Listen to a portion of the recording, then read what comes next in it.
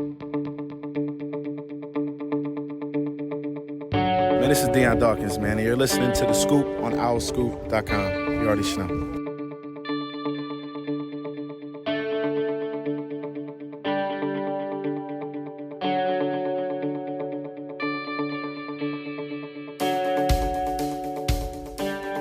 Hi, everybody. Welcome back to The Scoop, owlscoop.com's podcast, Season 7, Episode 31. I am John DeCarlo, joined once again by Kyle Gauss, Dante Colonelli, Sam Cohn, and Caden Steele. What's going on, guys?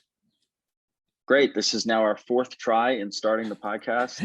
Occasionally, I like a little inside baseball. We'll see how the sausage was made. Apparently, the first couple of attempts were deemed inappropriate, and here we are.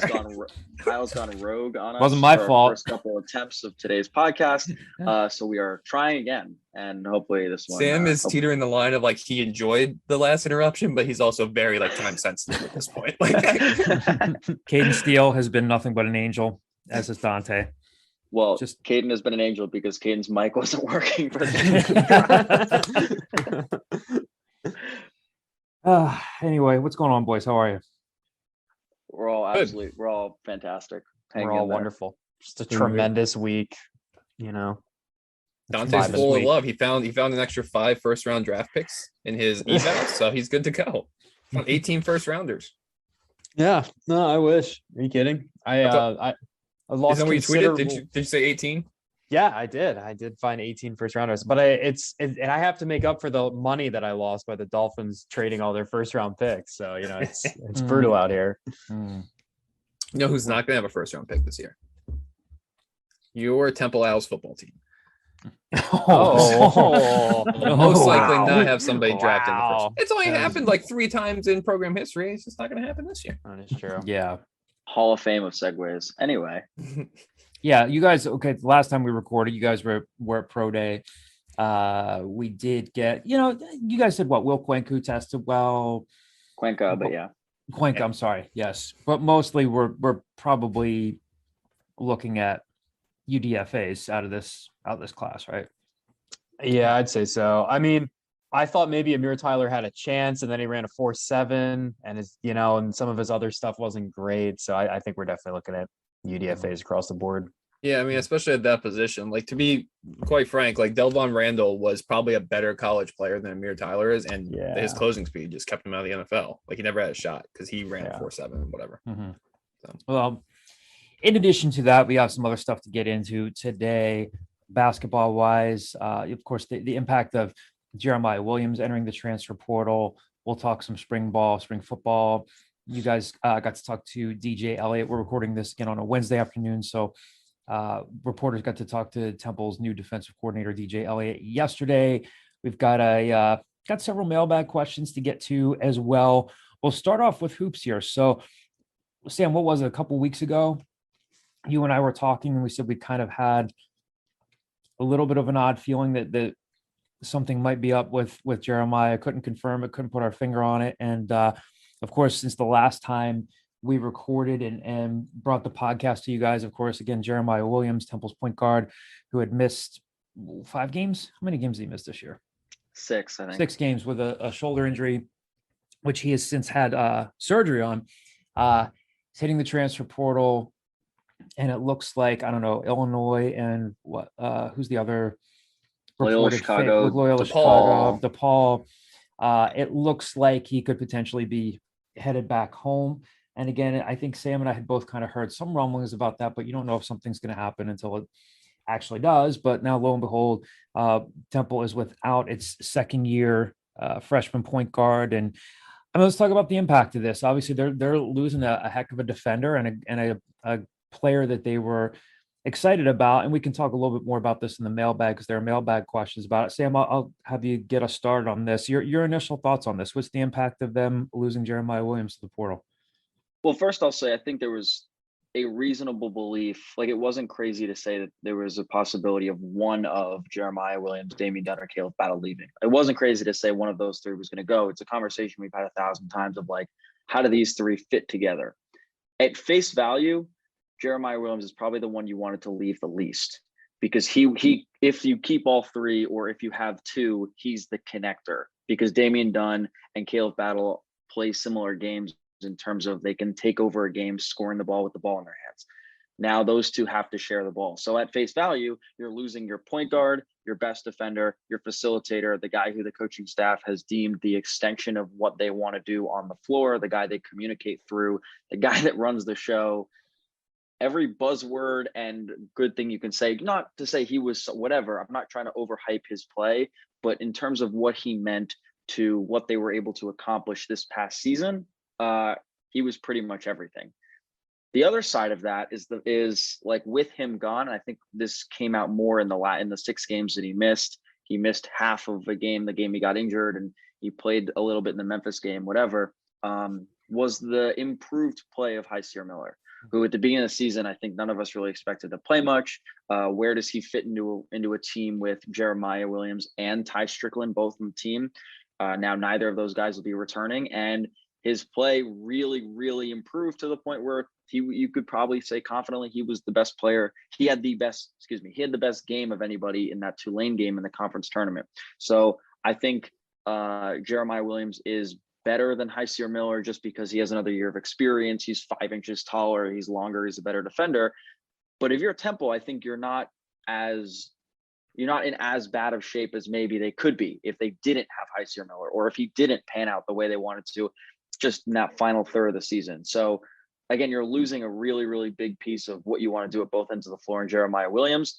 The bright side is in the time that he missed, you saw what Hysier Miller is capable of at the point guard in terms of his growing confidence, his growing ability to run an offense. Aaron McKie has called him a gamer many times. He lives for those kind of moments. He likes to be in those kind of moments, and he's in the gym as much as anybody. The only thing I will add to that is that I was at the gym at McGonigal Hall the night before Jeremiah Williams transferred, and I saw him there hanging out with the team. And I can confirm that Hysier Miller is good. He beat me several times in pickup basketball. That is the only thing that I have to add to this conversation whatsoever. Raise your hand if you know what a haiku is. I know what a haiku is. Well, I do now. I know what a haiku is now. I asked Dante to describe what Hysier Miller did to him in haiku form, and he said, I don't know what that is. Whoa. Hold on. My plus minus against Hysier Miller was 0. Okay, I want that out there. Meaning you didn't play him? I did know. I stood in the corner on offense, and the person I was guarding was not Hysier Miller. That's not how plus minus works. You're still on the court. No.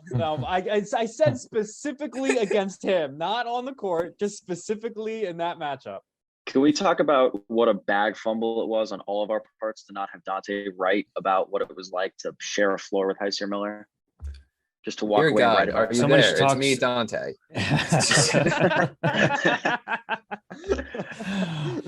Somebody should have talked to the editor of the site about publishing that piece, but nothing came my way. I didn't know I was supposed to be expecting. I'm looking in my inbox. I don't see it. That one's on me. I take full responsibility for my actions. That's on me.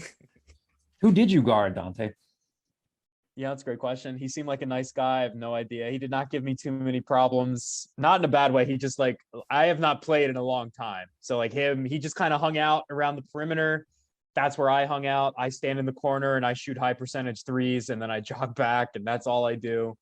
It's like whenever if you ever play like a turkey bowl and you're like out of shape and you just ask the guy you're guarding, like, you want to take this play off? Yes, that was us. That was us on occasion, that we just kept going back and forth because, Hysier was just blowing by everyone because we were all regular guys. None of us. I'm so mad I missed this game. Yeah, he did it to Lynn Greer in the Catholic League Championship game. He's going to do it to you. Yes, exactly.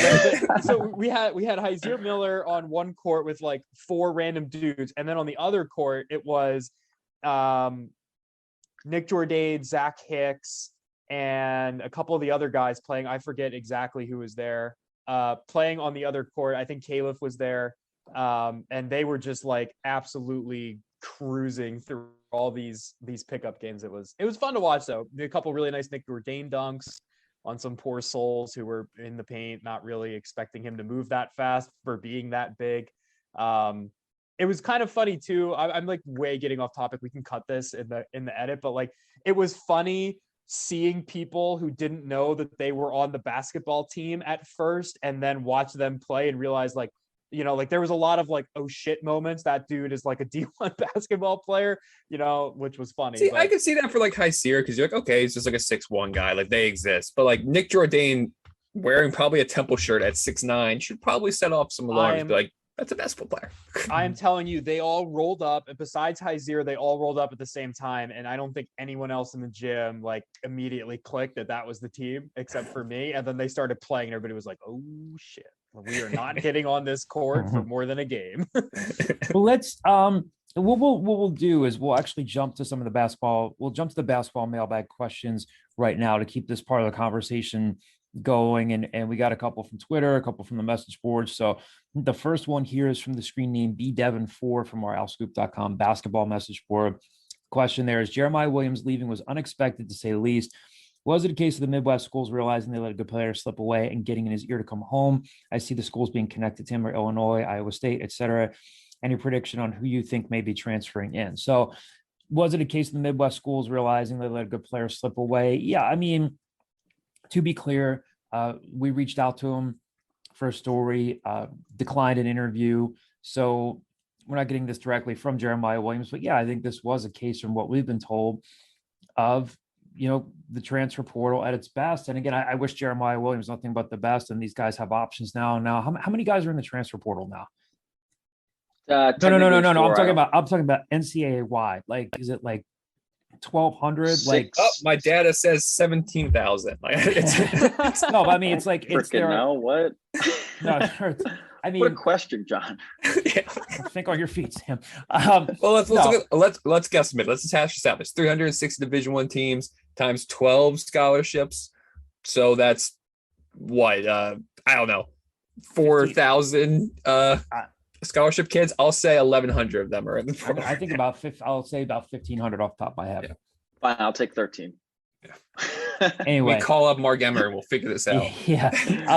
No, I from what we've been told, yes, I think there was potentially a desire there for one of the things I was told by a source I trust is that he wanted more of a scoring role. Now I am fairly certain that Aaron McKie, Jimmy Fennerty, you know, Monte Ross and Chris Clark were not trying to deny Jeremiah any more of a role. They like him a lot. He was starting, playing important minutes, playing 35 plus minutes a game when he was healthy. Yeah, I think this is what can potentially happen now with a guy who is playing away from home. You know, like it could be his AAU program reaching out. You know, he has developed a Temple. He's blossomed the Temple into a pretty good player. I mean, offensively, he still has some growing to do, but defensively, he was, you know, you can kind of go back and forth on who's their best perimeter defender, whether it's him or whether it's Jaleel White.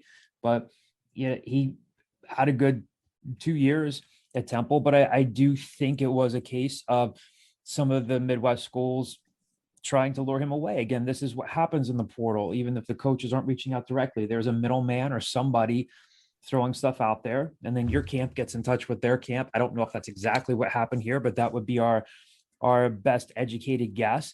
Any predictions on who you think may be transferring in? I don't know. It's too soon to tell. The staff, I'm sure, would like to get not one, but two bigs. Now there's an opening for a guard. You know, I would imagine that they still like RJ Luis, and I mean, there's an opportunity there, and I'll turn this over to Sam in a second because he wrote about him. I think that one of the things there was, what about playing time? And had everybody stayed, I think Temple's sell would have been, you can kind of pick up the minutes that Ty Strickland was leaving behind, and then maybe you have a chance to really kind of take off in your sophomore year if Caleb Battle decides to turn pro, or if there's more roster movement. Now there's time there. It's not an even switch where he comes in as a point guard, but I mean, that's the one name that we could discernibly tell you that they're still involved with, but there are so many names, you know, going, you know, into the portal. And again, I think that you'll probably see them get two bigs, but nothing too discernible yet, other than us, you know, throwing names against the wall to see them stick. But Sam, I'll turn this over to you. The only thing I would add to that part, I want to go back for a second, but the only thing I would add to that part is that between RJ Luis and the portal and JUCO, wherever, they probably want to bring in two bigs and two guards. Yeah. what they do with that fifth scholarship, whether it rolls over to next year or they save it for the mid-year, or who knows. But I would think that's kind of where they're looking right now. So they'd love to get RJ Louise, I would imagine, but who knows where things stand with his recruitment. I know he's gotten some greater interest, some higher a little bit of high major interest. But I want to go back to the Jeremiah Williams conversation for a second. In the talk about like maybe he wants to go home, it's important to note that when he was first recruited, he didn't exactly have a normal recruiting process. So I don't think tell me if you think this is crazy. I don't think it's out of the realm of possibility to think that he might have wanted to stay home originally, didn't exactly get that kind of attention. Temple comes in and really found a diamond in the rough in Jeremiah Williams. He comes in, he was huge for them for 2 years. Jeremiah Williams realizes I can play at this level, and then kind of wants to test the waters to be able to play at that level, but closer to home. So just the fact that he chose Temple because Temple was one of his best offers. I mean, he wasn't exactly highly recruited, highly touted in his senior year at Simeon. Obviously, we talked about the story of Quincy Adam McCoy being the one to tell Chris Clark to check out his friend. So the idea that he wanted to go home, I don't think is a crazy one, but it's also, I think, worth noting in that conversation is like, maybe he wanted to be home all along and this was just his only path to then getting back home. Yeah, sure. I think that's perfectly valid. I think there was absolutely reasons for him wanting to transfer. I mean, regardless of how it happened, you don't break up with your girlfriend, you don't transfer if you're 100% perfectly happy, right? So like for one reason or the other, he felt it seems like he needs to be closer to home. I think you're probably right in the sense that if he had a traditional recruitment where a global pandemic hadn't happened after his senior year and he was able to kind of go through the right process and maybe ends up at Northwestern to begin with, maybe that doesn't happen. But regardless, one way or the other, I think he's proven that he's probably a Big Ten caliber player. Like, I don't think it's unreasonable to think, like, I don't know if he's going to be a star there. I don't know if he wants to become a scorer and he goes to Illinois, all of a sudden he's going to average 17 points a game, but I think he can play at that level. It's just that 10 years ago, this probably doesn't happen because without the transfer portal, and if he was never going to sit out his junior year of college to go play 1 year at Illinois. It's just, this is the world we live in now. Yeah. Everything's just sped up now because this used to happen with grad transfers. You saw it with Anthony Lee at Temple, where he played 4 years at Temple, 3 years, redshirted, then played 3 years, and then goes to Ohio State, doesn't do anything. But now, look, we don't have to wait for grad transfer. You had a good sophomore year. You're proven you're probably the best defensive guard in the conference. Well, time to step up in class. To get to a few other basketball-related mailbag questions here, if we go to Twitter. Oh, real quick. I'm sorry. Yeah. Sam mentioned about rolling over a scholarship. I think the mid-year thing is intriguing because you see this constantly where kids go to whatever, Idaho, and then they don't play their first semester and then they transfer back. I don't think they're going to traditionally roll this over in the sense of keeping it, just because like right now they have 0 scholarships for the next class too, because they have no seniors. I would be shocked if both Caleb Battle and Damian Dunn, if both of them are still here the following year. Like, these are guys that are going to be playing. They've been at Temple, where they've been in college basketball for 4 years. I think they're still going to have plenty of scholarships every season. That I think that rolling over isn't as much of a thing as it was because there's just so much roster fluidity. From another mailbag question here from Twitter at Matt Deebs. The question here from Matt is, how much of the recent portal activity do you think was planned? Seems like there would always be attrition, and there's definitely a surplus of guards, but Williams was a bit of a surprise. Yeah, I mean, kind of answered your own question there. I think if you subscribe to Owl Scoop, we've been telling you the other 4 names that were coming: Ty Strickland, Jake Forrester, Arashfa Parks, and then most recently Sage Tolbert. None of those were surprises. Williams was the bit of the surprise, and it's pretty much how it played out. Another Twitter question here, Owls72. Which departure hurts the most, if any, besides Williams? Were these guys basically told to pursue other opportunities so Aaron could upgrade through the portal? I don't know if they were told to pursue other opportunities. I think if a lot of you who are listening follow college basketball, you know that there are exit interviews at the end of the season, and we're not privy to those conversations. But which departure hurts the most, if any, besides Williams? I don't know, Ty Strickland, maybe. Any thoughts on that one? Besides Williams, I'd say it's either like the good side of Ty, like when he was playing well, that's obviously a huge loss, but there wasn't a ton of consistency there. But like when he was playing well, that's a huge loss for them. Right. Or the mysterious potential of Sage Tolbert Sage. is probably Yep. the second. Yeah. What could have been Yeah, with like, Sage. yeah, like he didn't show everything I think they wanted him to show playing in the American this year, but I think with the ceiling of what Sage could be, then I think that would be my second. But really, legitimately, Williams is number with one. the Sage part. I mean, honestly, I think you're pretty much, if you had to ask me to look into my crystal ball and say what are they going to do in the portal, I think they're pretty much going to repeat what they did the last 2 off seasons, which is I bet you they get like a young prospect big like Akpomo, and I bet you they get a successful lower level big like Sage Tolbert. The hope is that this time they hit on that lower level success one to the point that this guy averaged 10-10 at who gives a crap university. He's actually able to project that to the next level, which we just never saw as Sage on a consistent basis. But Ty Strickland, I feel like that role is projectable. Like for all the everything good he did, I feel like it's not. This sounds dumb. I feel like it's not hard to find like a scoring guard in college basketball. Like you can find somebody that averaged 18 points a game at Murray State or whatever, and say, okay, I can project that guy to be like a 9-point a game guy off the bench. I feel like those big men are a lot harder to find and project. Another question here from Twitter. Dr. Drew is the Twitter handle. How do you think the minutes in the backcourt shake out next year? And again, we'll have to see when the roster movement is done. But I think this is intriguing when you look at, I mean, it's easy to say, okay, High Sierra slips into potentially that starting role. And then how do things go after that? Does Jaleel White start? Does he come off the bench? Do you start Zach Hicks? What do you guys think about this one? Again, it's way too early, but this is the fun part of it. I think there's some fluidity to the backcourt just because, like, depending on who they bring in and how good those guys are, you could put Ja at the 2, or you could put Ja at the 3 or 4 in certain lineups. Zach Hicks, you could see him play closer to like the 3, and they're going to have some fluidity in their lineup, so there isn't necessarily a rigid like 1, 2, 3, 4, 5. But I think a lot of it depends on, like as you said, who they bring in. But I would say Ja is most likely in your starting lineup. Heiser Miller is most likely in your starting lineup, and then it's like probably I would think Zach Hicks, Jaleel White, and Heiser Miller are starters, unless you bring in someone that really wows you, Nick Jourdain, and then fill in 5th spot would be my guess. So you don't think Damian Dunn and Caleb Battle are going to start? That was stupid of me. I apologize. Yeah. I apologize. So Heiser Miller, Damian Dunn, and Caleb Battle. I apologize. That was Everybody's entitled to a. Sam didn't. He didn't hydrate before the pod. Sure. I actually went to the gym before the pod. Sick brag, Sam. Sick brag. I know. Sorry. It's fine. Anybody else have any strong thoughts on this about how I'm gonna stop talking. I think there's 20-25 minutes a game out there that's going to go to some guard that we have no idea who they are right now.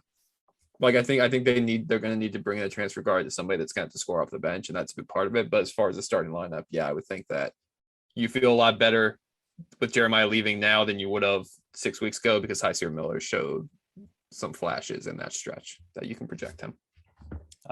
We'll take we have a couple more mailbag questions. We'll save those for after we talk a little football here, spring football. So at the outset of the show, we mentioned that reporters were able to talk to DJ Elliot, Temple's new defensive coordinator. So the first 8 media sessions of him with Stan Drayton. As we've said, Stan's been a little bit more cautious, isn't really trying to wax poetic about some of his players, but a couple of you guys were there yesterday morning to talk to DJ Elliot. Dante, I'll start with you. You guys were, coming back from that session. Said he gave you some great stuff. And again, our story is up on the site right now. You can see a pretty much a total recap of what DJ talked about. Threw a couple of names out there. Zach Gill. Sam is piecing out, has to leave. He promises it's not because he got an extra starting lineup wrong. Any closing thoughts, Sam? No, he logged out. Oh, he logged out. That was abrupt. We extinguished his flame. Dante, tell us, and Caden jump in here too as well. Like, tell us about talking to DJ Elliot yesterday. Yeah, I mean, I think for us as media members, I went to 7 out of the 8 Stan Drayton press conferences, and frankly, I was just happy to hear another voice. Not that I don't like talking to Stan. He's a very good interview, and I really do. But it was just nice to get somebody else's perspective on the team and what's going on right now. And DJ was, just really, really open with a lot of his personal things. He gave us a lot of personal anecdotes about, the first time he came into the office was Christmas Eve, he said, and he spent the entire night watching the defense and writing up his own scouting reports and different things like that. And obviously as a film nerd, that warms my heart, even though it's probably not great for his family, which he also acknowledged, which was funny. So like, it was just nice to talk to like a very personable guy who was just like willing to tell us some things. Now, on the side of like, he was also not going to crown anyone. We have, as the battle between us and the coaches as reporters this year has been us naming people and getting them to try and tell us things about on the field performance and them refusing to do it, frankly. So, and that's fine. That's what they want to do at spring practice. That's their job. And it's our job to try and get that out of them. But DJ was very much on message with Stan Drayton. He was not going to be crowning anyone. He was not going to be, picking out specific players. We asked him if anyone stood out in scrimmage. He said no. We asked him if anyone stood out behind Keyshawn Paul and Cameron Ruiz in the cornerback room. He said all of his cornerbacks are playing really well. So he said no. And that is just kind of the vibe that we got. DJ was also very open about his scheme, as well as kind of, what it looks like going from a 4-3 to a 3-4. I asked him about, what is the difference between Bubo and the outside linebacker position that Temple is now using. He basically said the same thing that was a Bubo. They just changed the name. So, a lot of good stuff from there. I'd highly recommend. You can figure out what his favorite cheesesteak place is as well if you read the story up on owlscoop.com. You can also figure out Sam's, because I think Sam told him what his was. Yes, you can. If you listen to the audio, you on Owl Sports, if you go to Owl Sports and listen to the audio, Sam's cheesesteak order is also in there. He's no longer on the pod to talk about it, unfortunately. But DJ was really nice. He gave us 15 minutes of his time. He only has to give us 10. He stuck around. He's a fellow podcaster as well. He had 2 podcasts. I was going to transition into that. Caden, you asked him about his time out. What can you tell us about that? You asked him about his year off from football. Yeah, I think, when DJ answered, I was talking about he didn't know how like valuable his wife was because he's been coaching so much, and being at home, he could see all the things that his wife did. And I think it was like Dante, I'm on board with Dante. It's kind of like a refreshing, viewpoint, just talking to him. He seems like a very nice guy. And, you could tell he definitely likes, being at Temple, being a part of building something up. So it was great to, talk to DJ and talk about, why he got into podcasting. I think someone offered him to be on the podcast. It wasn't an original plan, but, in that moment, having that year off, being able to watch, new defensive schemes. He visited different colleges, to learn more defensive schemes that helped him grow as a defensive coordinator. So I think we saw a refreshed, excited DJ Elliot with a new opportunity here at Temple, after being at Kansas 2 years ago. Yeah, and it's very go ahead, funny Dante. to me. Yeah, it's very funny to me real quick that every time a coach takes like any amount of time off and anyone asks them about it, their immediate first reaction is like, man, my wife does a lot of stuff. Like they're just home and they hate it. Like I really like that is the reaction of every coach that I've ever heard talk about a gap year that they take, whether it's, intentional or not. So I don't know. Look, that's why you end up as a quality control guy in Indiana. I'm just saying, you should have taken the gap year. Who's advising these people? Come to Kyle's Career Consulting. I will get you better. Kyle's Career. Also, don't like the DJ Elliot to the podcast. There's a finite number of listeners out there. Step off.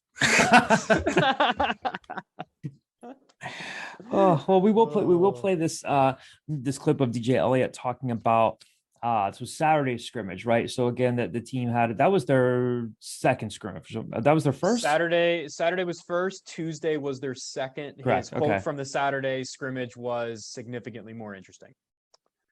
Which is the one we're about to play, right? Yes. That is the one we're about to play. All right. So we'll give this a listen real quick.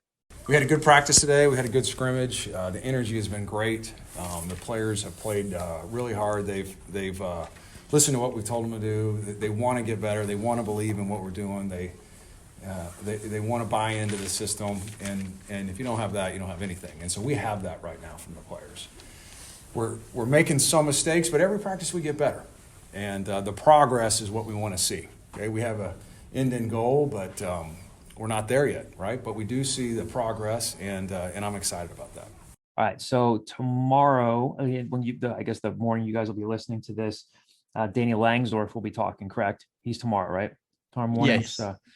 And then we are a week out, a little bit more than a week out from the spring game. We'll actually start to talk to some players next week. Before we get to these last couple mailbag questions here, Caden has been, again, continuing to cover recruiting for us. If you checked in a couple weeks ago, Caden had written about LaSalle College High School's Daryl Dengue. He's a defensive lineman who's got some other, pretty good offers out there. Cincinnati, Northwestern, Kent State, Bowling Green, and UMass. He's visited since he took a trip to Northwestern as well. Caden, I guess it sounds like Temple's still in the mix with him here, right? He's been back on campus. Yeah, Daryl, it seems like, for him, Temple's firmly in his mix. He was at Temple, last weekend, got a tour of the campus, was there for practice. Came away very impressed from when he talked to me about Stan Drayton. It seems to be a continued theme with all the recruits who've met Stan. But he talked about how, when you meet him, it's not just about football. He'll pull you in the office, talk about, life and other things that go beyond football.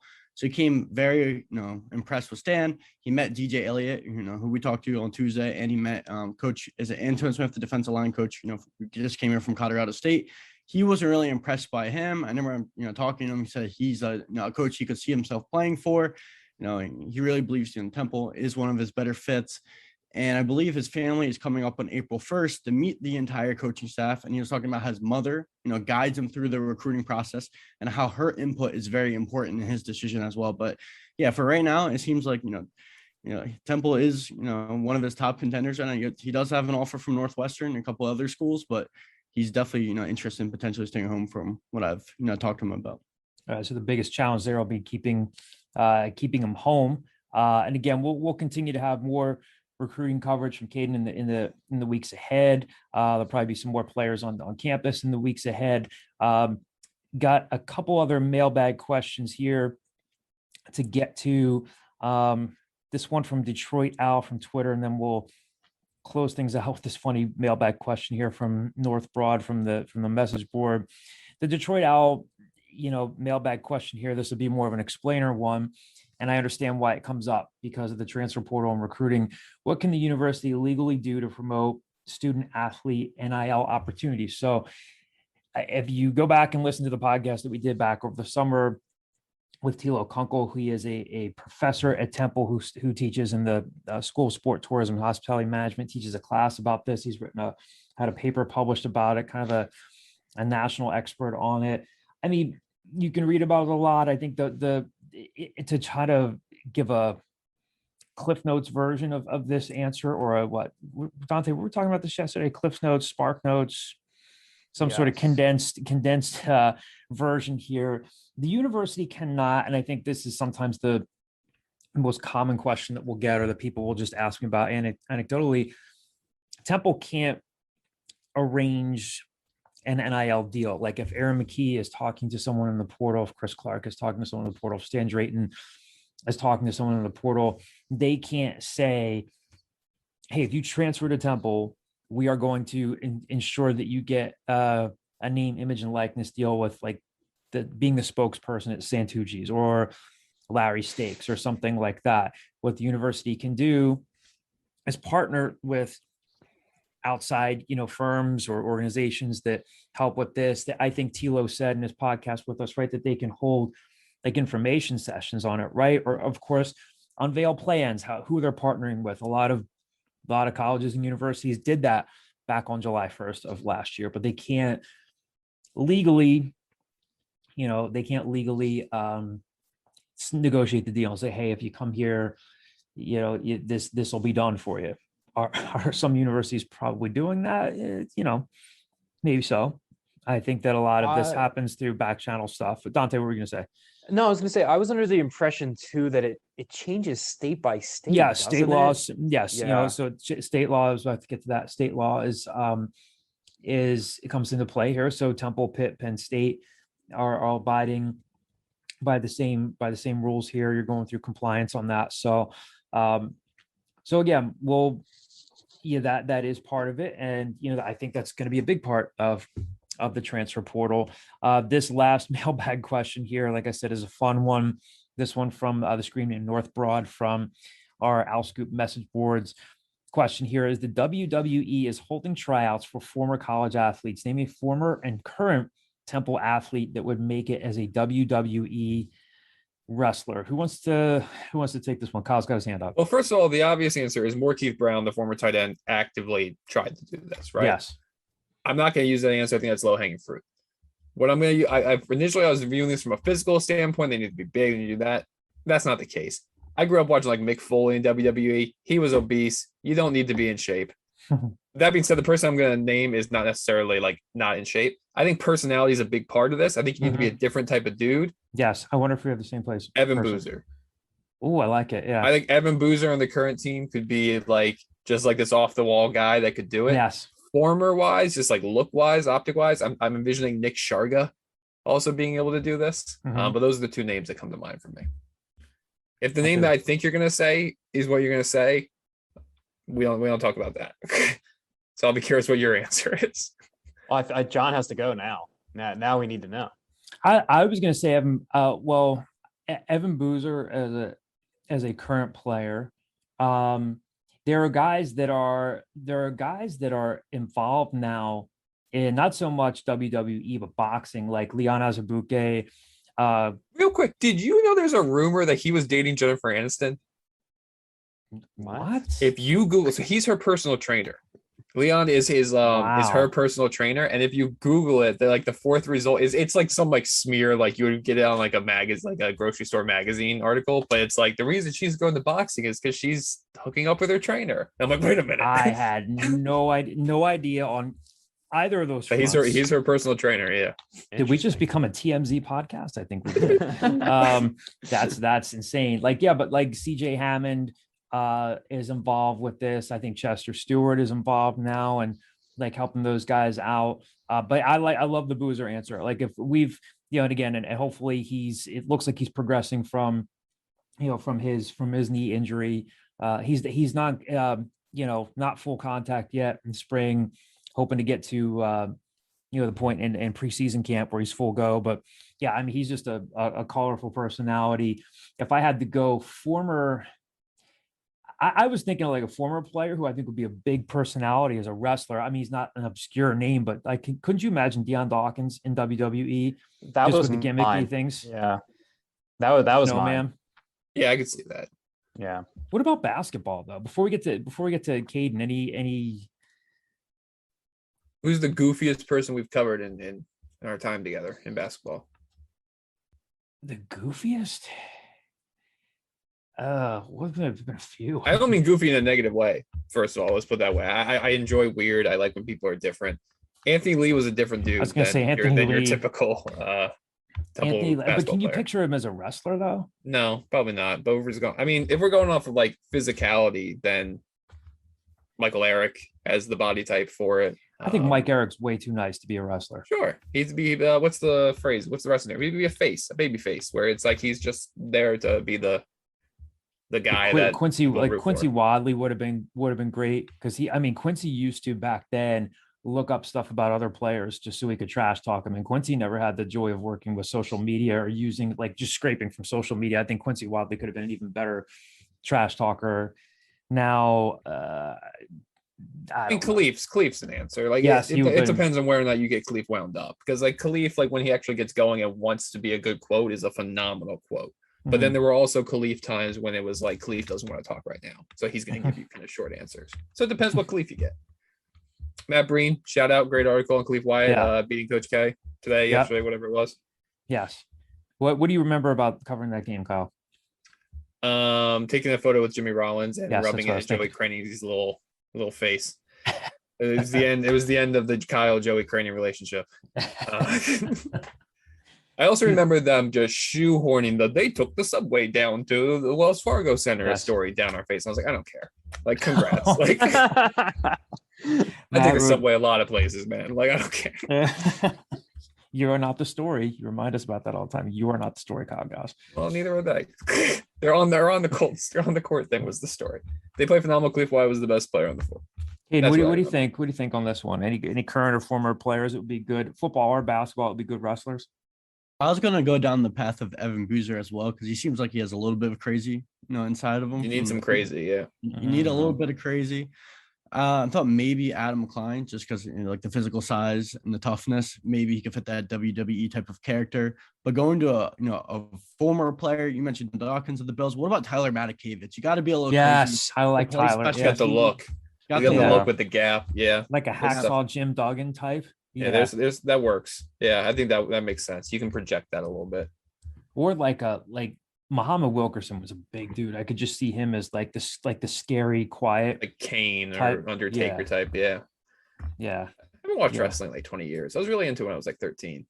I I was into it when I was like young, which was like Hulk Hogan, Jimmy Superfly Snuka, Iron Sheik, Junkyard Dog, way back. I era. never got into WWE. I don't think Yeah. I've seen a single match in my life. Oh yeah. I think What I was happened? Did I'd say you- 12 or 13. Were you hoping it was real and then you found out it was fake? No, I just like never got into it. I don't know. It just seemed like it just seemed way too over the top for me. Like, I don't know. Some people are still really into it. Like I have friends that are still they watch the pay-per-views still. And I'm like, oh Yeah, man. I have a lot of friends who really like it, and I don't get it at all. I couldn't name one wrestler right now. Me neither. Me either. Well, we brought the scoop to a resounding close this week. We will have more for you next week in the way of spring ball, some talking to Danny Langsdorf, some players, more recruiting updates, and any transfer portal updates in the coming days. Thanks for sticking with us for another episode, and we will talk to you guys soon.